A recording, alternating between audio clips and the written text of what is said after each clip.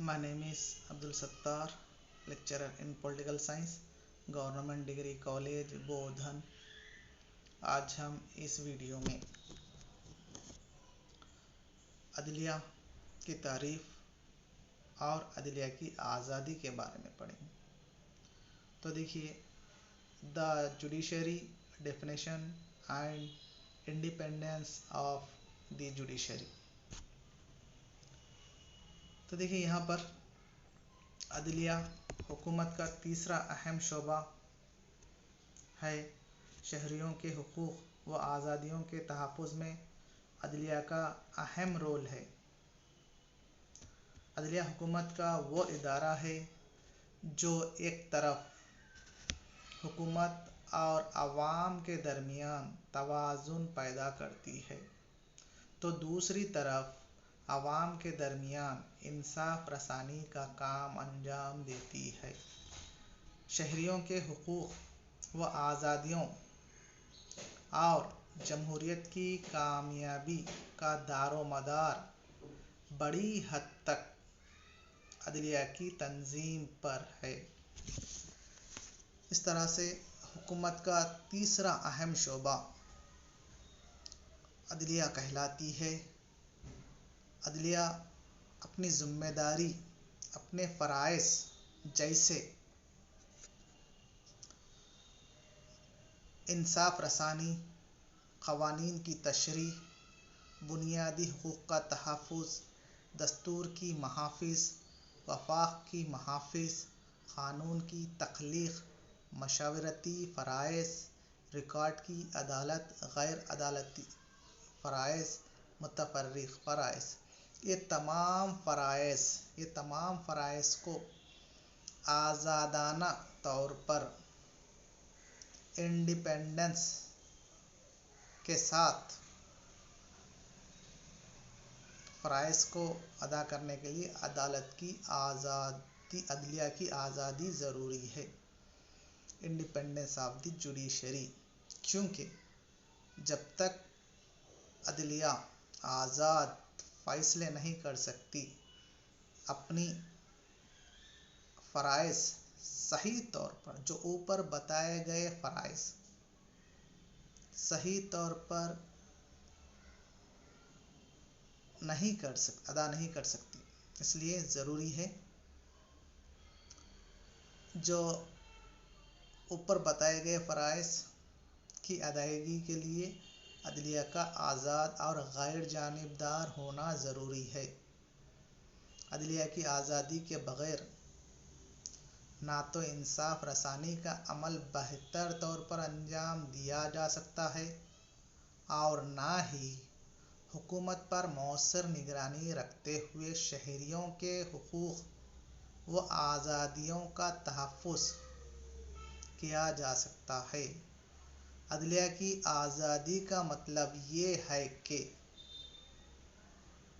अदालतें किसी खौफ या लालच के बग़ैर इंसाफ करें और इंसाफ रसानी के उनके अमल पर मुक़न्नना या आमेला का कोई दबाव उन पर ना हो।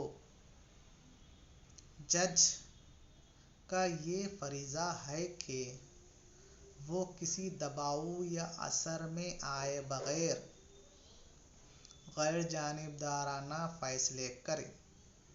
चुनांचे अदलिया की आज़ादी को यकीनी बनाने के लिए दुनिया में मुख्तलिफ़ तरीक़ों पर अमल किया जाता है, जिन पर हम ज़ेल में गौर करेंगे। तो देखिए, पहला जजेस का तक़र्रुर, अपॉइंटमेंट ऑफ द जज। तो देखिए, अपॉइंटमेंट ऑफ द जज इस तरह से है। जजेस का तक़र्रुर, अपॉइंटमेंट ऑफ द जजेस, अदलिया की आज़ादाना कारकर्दगी के लिए ज़रूरी है कि जजेस का तक़र्रुर भी आज़ादाना हो और ان کے تقرر میں کسی طرح کی کوئی بدعنوانی یا جانبداری نہ ہو،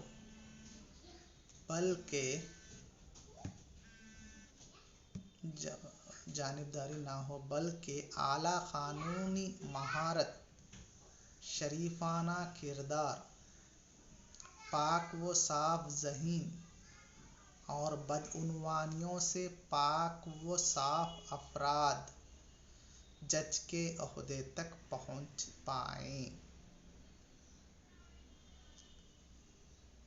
یعنی کہ جس کا تقرر کس بیس پر ہو، کسی طرح کی کوئی بدعنوانی، اپائنٹمنٹ کرتے وقت کسی قسم کی بدعنوانی یا جانبداری نہ ہو، کسی بھی قسم کی جانبداری نہ ہو، بلکہ ان کا تقرر قانونی مہارت، شریفانہ کردار، پاک و صاف ذہن اور بدعنوانیوں سے پاک و صاف افراد جج کے عہدے تک پہنچ پائیں، ویسے لوگوں کو ایز اے جج کے طور پر انتخاب کیا جائے۔ اسی طرح سے دیکھیے، دنیا میں ججز کے تقرر کے 3 طریقے رائج ہیں۔ پوری دنیا میں ججز کے تقرر، اپوائنٹمنٹ آف دی ججز کے کتنے 3 طریقے رائج ہیں۔ تو پہلا اس طرح ہے، پہلا طریقہ عوام کے ذریعے انتخاب کا ہے۔ 1790 میں سب سے پہلے اس طریقے کو فرانس میں استعمال کیا گیا تھا۔ بعد میں نپولین نے اس طریقے کو ختم کر دیا، چونکہ اس طریقے کی وجہ سے سنگ تراش، سٹون کارونگ اور باغباں، گارڈنرز، عام مزدور بھی جج منتخب ہونے لگے تھے۔ یعنی کہ عوام کے ذریعے انتخاب کا طریقہ 1790 میں سب سے پہلے فرانس میں استعمال کیا گیا۔ اس کو نپولین نے اس طریقے کو ختم کر دیا۔ کیوں کیا؟ اس میں اس طرح کے لوگ آ رہے تھے، مزدور افراد، عام افراد، جو زراعت کش افراد، اور جو بھی عام لوگ جس کو قانون کی مہارت ہو یا نہ ہو، بھی وہ لوگ بھی، عام افراد بھی اس ججز کے اپائنٹمنٹ میں اس طریقے کے ذریعے اپائنٹ ہو رہے تھے، تقرر ہو رہے تھے۔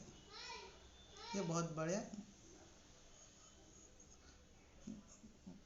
کیونکہ اپائنٹ ہونے کی وجہ سے ان کی جو مہارت تھی نہیں رہتی تھی، کیونکہ ججز کو قانونی مہارت، شریفانہ کردار، پاک و صاف ذہن اور بدعنوانیوں سے پاک و صاف افراد جج کے عہدے پر نہیں پہنچ پا رہے تھے۔ اس کو ختم کیا نپولین نے۔ چنانچہ لاسکی کے مطابق ججز کے تقرر کے تمام طریقوں میں، جتنے بھی طریقے ہیں وہ تمام طریقوں میں عوام کے ذریعے تقرر کا طریقہ بدترین ہے کہا ہے، لیکن یہ طریقہ آج بھی سوئٹزرلینڈ اور امریکہ کے بعض ریاستوں میں رائج ہے۔ یہ طریقہ آج بھی سوئٹزرلینڈ اور امریکہ کی بعض ریاستوں میں some of the states of United States میں رائج ہے یہ طریقہ۔ ججز کے تقرر کا دوسرا طریقہ مقننہ کے ذریعے انتخاب ہے۔ اس طریقے میں مقننہ کے دونوں ایوان باہمی مشاورت سے بہترین اور باصلاحیت افراد کو بطور جج منتخب کرتے تھے۔ یعنی کہ مقننہ کے ذریعے انتخاب سے مراد کیا ہے؟ مقننہ سے مراد کیا ہے؟ لوک سبھا، راجیہ سبھا، یعنی کہ ہندوستان میں لوک سبھا، راجیہ سبھا جس طرح سے پارلیمنٹ ہے، سنسد کے ذریعے، مقننہ کے ذریعے بہترین دونوں ایوان راجیہ سبھا لوک سبھا دو ایوان کی صورت میں دونوں ایوان مشاورت کر کے بہترین اور باصلاحیت افراد کو بطور جج کے طور پر انتخاب کرتے تھے۔ سوئٹزرلینڈ میں وفاقی مقننہ کے دونوں ایوان مل کر 6 سال کی میعاد کے لیے ججز کا انتخاب کرتے ہیں، لیکن اس طریقے کو بھی زیادہ پسند نہیں کیا جاتا۔ اس کی تمام خوبیوں کے باوجود یہ کہا جاتا ہے کہ مقننہ کے اراکین ججز کی قانونی اہلیت کی جانچ کرنے کی صلاحیت نہیں رکھتے، چونکہ مقننہ میں لوک سبھا راجیہ سبھا سپوز ایگزامپل دو ایوانی صورت میں ہندوستان کے اندر تو اتنی مقننہ کی تعداد زیادہ ہوتی ہے بنسبت عاملہ کے، تو ججز کا اپائنٹمنٹ کرنے کا جو مقننہ کا جو طریقہ تھا وہ اس میں اتنے لوگوں کی تعداد ہوتی ہے کہ وہ لوگ جو ہے نا اپائنٹ کرنے کے تعلق سے تمام لوگوں کو ان ججز کے بارے میں، ان کی صلاحیت کے بارے میں، ان کے اچھے قانون داں ہیں بول کر وہ تمام چیزیں ان کو معلومات ہونا مشکل کام ہے۔ اس لیے اس کو جو ججز کی قانونی اہلیت کی جانچ کرنے کی صلاحیت نہیں رکھتے، اس طریقے سے منتخب ہونے والے ججز ان کو منتخب کرنے والی مقننہ کی پارٹی کے لیے مقدمات کی سنوائی میں نرم گوشہ رکھیں گے۔ سم ٹائم پرابلم آ گیا، مقننہ ہی اپائنٹ کری تو وہ مقننہ کے تابع یعنی مقننہ کے مطابق مقننہ کے مقدمات اگر آئے تو اس میں سنوائی میں نرمی کر سکتے ہیں، کیونکہ ان کو اپائنٹ کرنے والی اتھارٹی کون ہے؟ مقننہ ہی ہے، تو اس لیے اس میں نرمی کرنے کا چانس رہتا ہے۔ اس طرح انصاف کی روح ہی متاثر ہو جاتی ہے۔ ججز کے تقرر کا تیسرا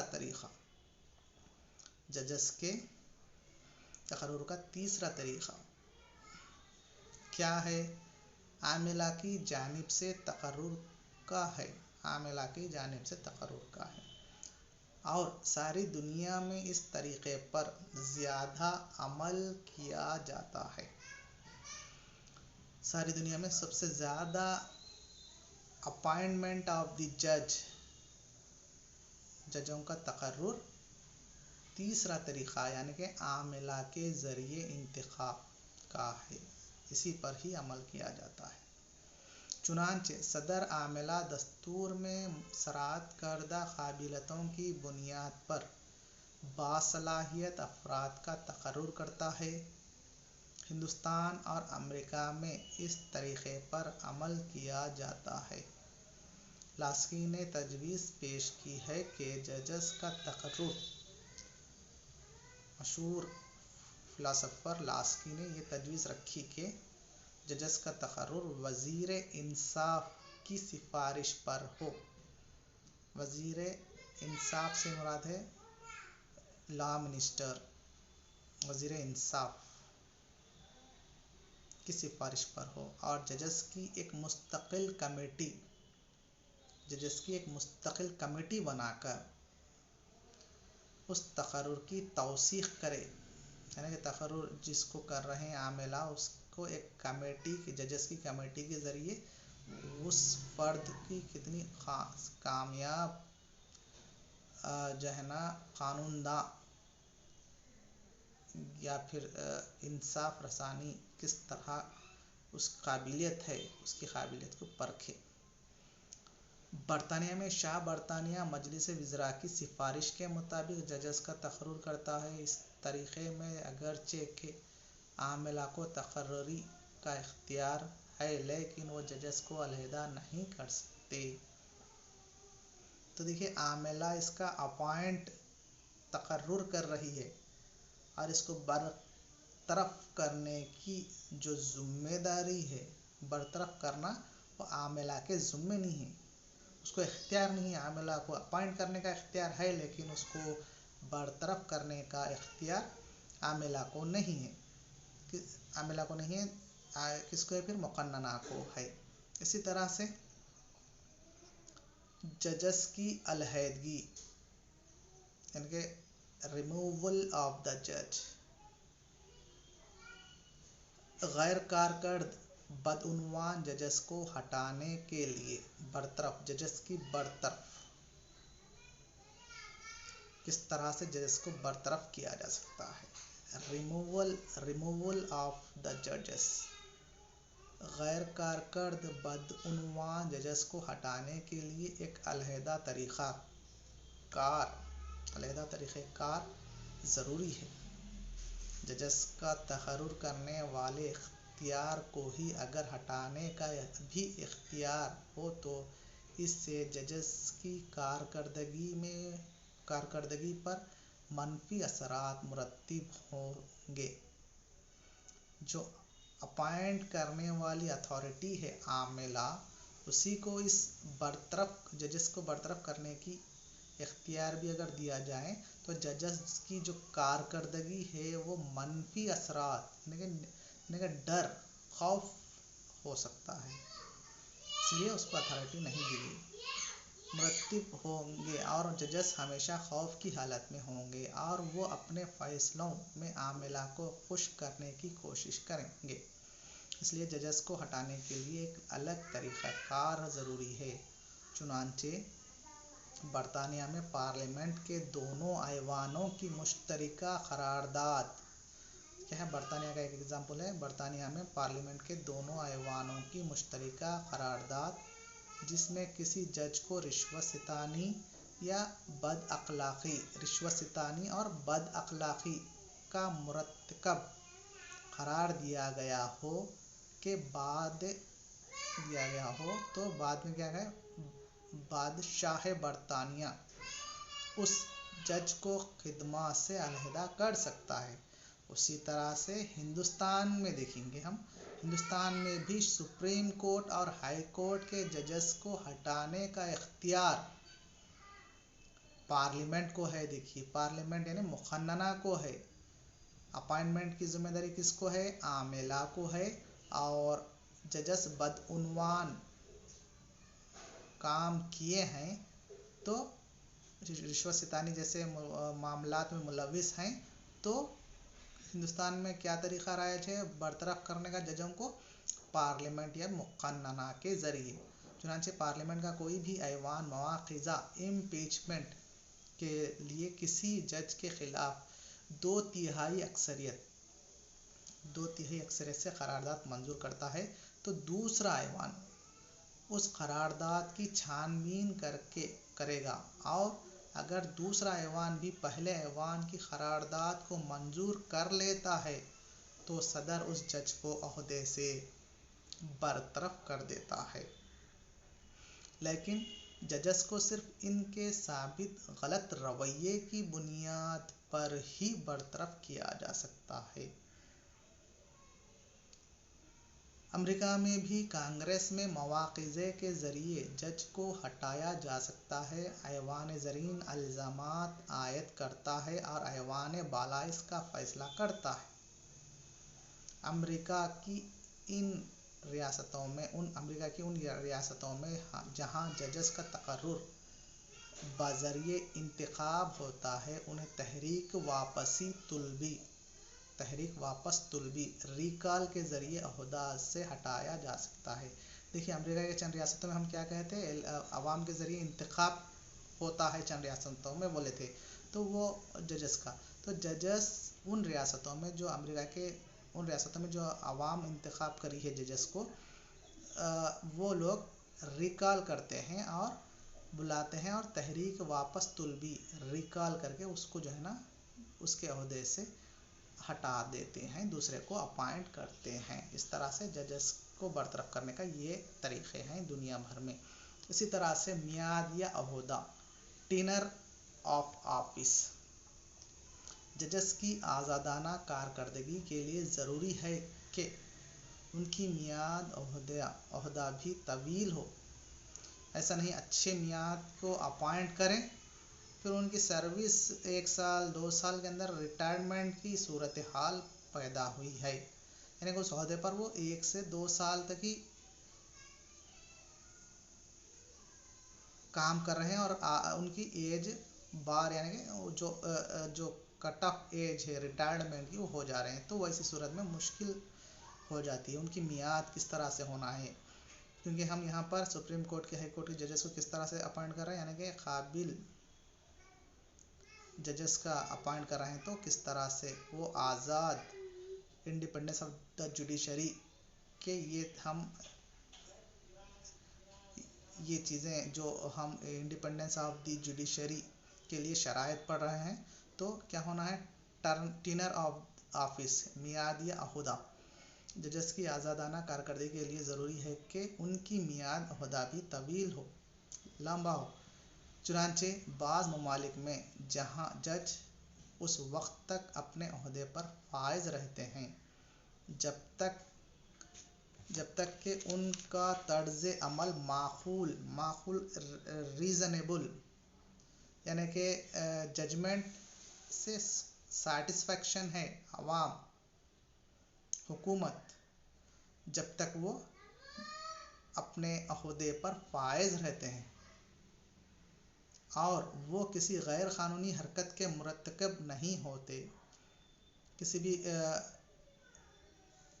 जब तक नहीं हटाते, जबकि बाज़ ममालिक में क्या है, जज उस वक्त तक अपने ओहदे पर काम करते रहते हैं, अपनी जिम्मेदारी निभाते रहते हैं, जब तक वो अच्छे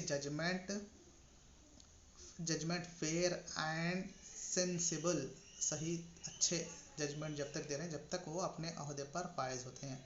किसी गैर क़ानूनी हरकत के मुरतकब जब तक नहीं होते, जब तक उनको रिमूवेबल या फिर उनका ओहदा जब तक चलते रहता। इस तरह जजेस को आज़ादाना काम करने का मौका मिलता है, जिसकी वजह से वो जजेस अच्छे आज़ादाना फ्रीडम इंडिपेंडेंटली काम अपनी जिम्मेदारी निभाते जाते हैं। अमेरिकी सुप्रीम कोर्ट और बरतानवी हाई कोर्ट के जजेस की वजीफ़े पर अलहदगी का तरीक़ा नहीं है, बल्कि अगर वो चाहें तो 70 साल की उम्र के बाद खिदमत से अलहदगी इख्तियार कर सकते हैं। अमेरिका में सुप्रीम कोर्ट और बरतानवी हाई कोर्ट के जजेस की वजीफ़े पर सुबुकदोशी का तरीक़ा नहीं है।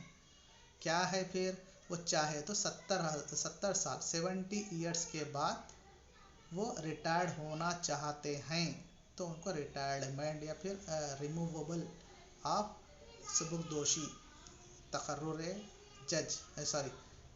सुबुकदोशी दी जाती है जजेस को। हिंदुस्तान में सुप्रीम कोर्ट के जजेस की मियाद ओहदा 65 साल है। यहाँ पर सुप्रीम कोर्ट के चीफ जस्टिस की जो वजीफ़े पर सुबुकदोशी की जो उम्र है 65 साल है, और हाई कोर्ट के जजेस के लिए वजीफ़े पर सुबुकदोशी की उम्र 62 साल मुकर्रर है। 62 साल में वो लोग अपने ओहदे से क्या कर सकते हैं, सुबुकदोशी होते हैं। स्विट्ज़रलैंड और अमेरिका की बाज़ रियासतों में जहाँ जजेस के इंतखाब का तरीक़ा राइज है, इंतखाबी मियाद की तकमील के बाद दोबारा भी इंतखाब लड़कर जज बन सकते हैं। जहाँ पर हम इससे पहले पढ़ेंगे जजेस को अवाम पहला तरीक़ा क्या है, अवाम के ज़रिए इंतखाब का तरीक़ा।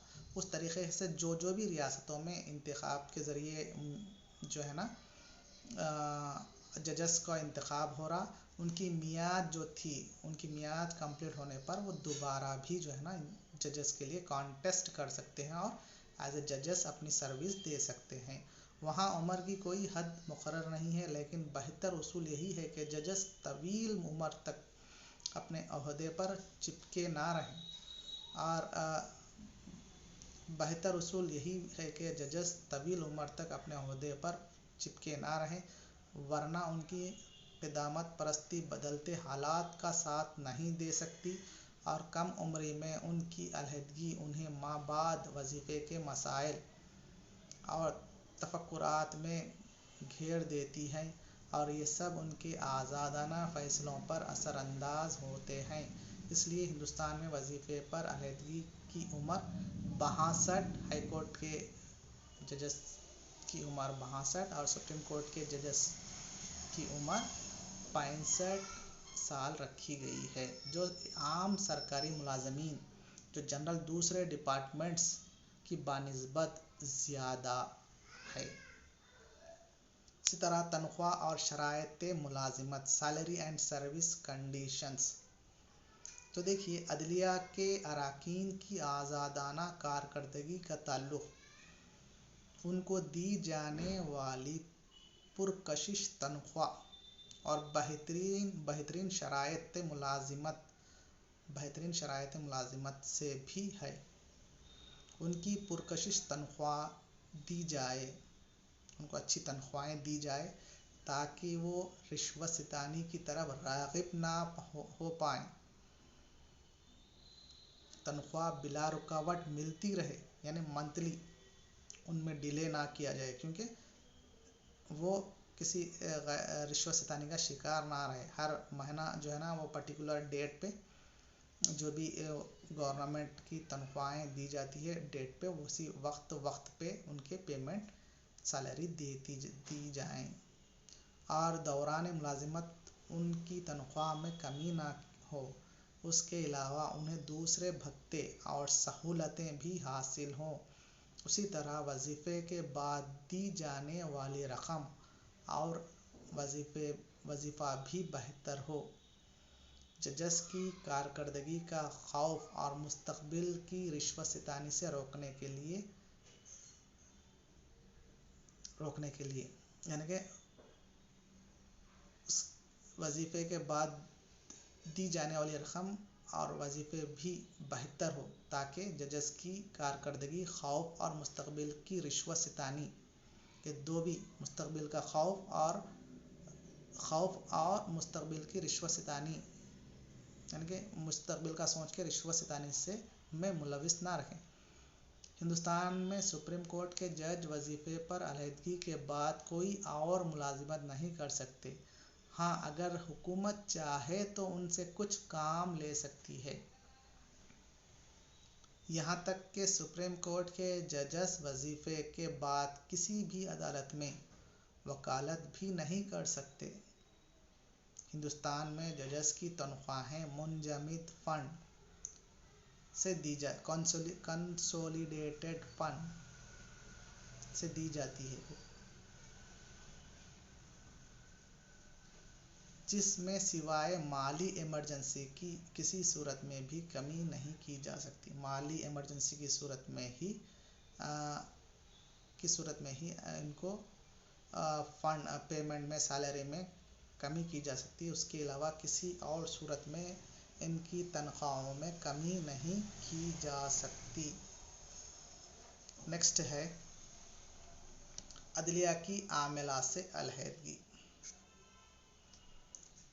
Separation of judiciary with the executive. عدلیہ کو عاملہ سے علیحدہ رکھا جائے، چونکہ عدلیہ کو اپائنٹمنٹ کرنے کی ذمہ داری عاملہ سے ہے۔ اگر عاملہ اور عدلیہ یکجا ہیں تو انڈیپینڈنس ختم ہو جاتی ہے عدلیہ کی۔ اس لیے ضروری ہے کہ جو شعبہ عدلیہ کو اپائنٹ کیا ہے ججز کو، اس کو عدالتوں کو علیحدہ رکھا جائے تاکہ وہ انڈیپینڈنٹلی کام کرتے جائیں۔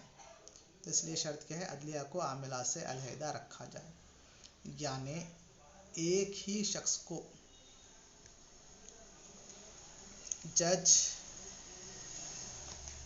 ایک ہی فرد کو جج اور استغاثہ یعنی کارروائی، فرد جرم کی کارروائی، استغاثہ نہیں ہونا چاہیے، ورنہ صحیح انصاف ممکن نہ ہوگا۔ عدلیہ اور عاملہ کو علیحدہ رکھا جائے اور ایک ہی شخص کو جج اور استغاثہ نہیں ہونا چاہیے، ورنہ صحیح انصاف ممکن نہ ہوگا۔ اگر ایک ہی شخص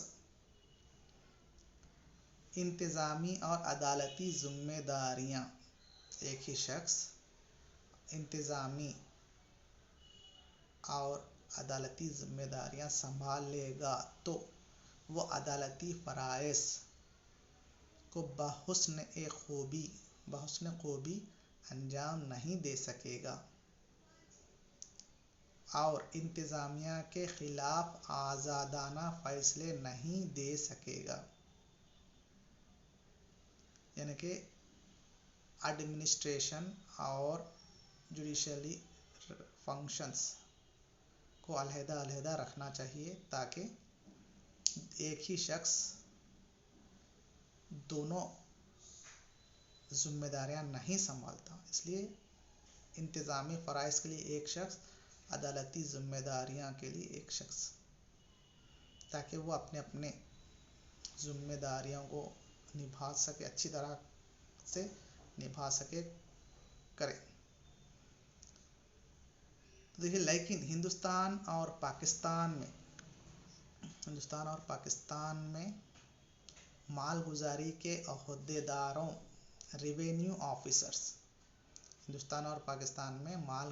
کے عہدیداروں ریونیو آفیسرز کو چند ایک عدالتی اختیارات بھی حاصل ہیں۔ ریونیو آفیسرز جو ایڈمنسٹریٹو سروسز ہیں، انتظامیہ سنبھالنے کی ذمہ داری ہے، وہیں پر چند ایک عدالتی اختیارات بھی ان عہدیداروں کو حاصل ہیں۔